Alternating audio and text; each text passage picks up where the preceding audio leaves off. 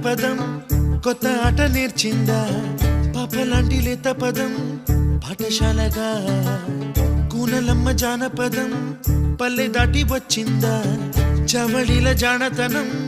పాట చూపగా కుంచెలో దాగే చిత్రాలు ఎదురొచ్చేలా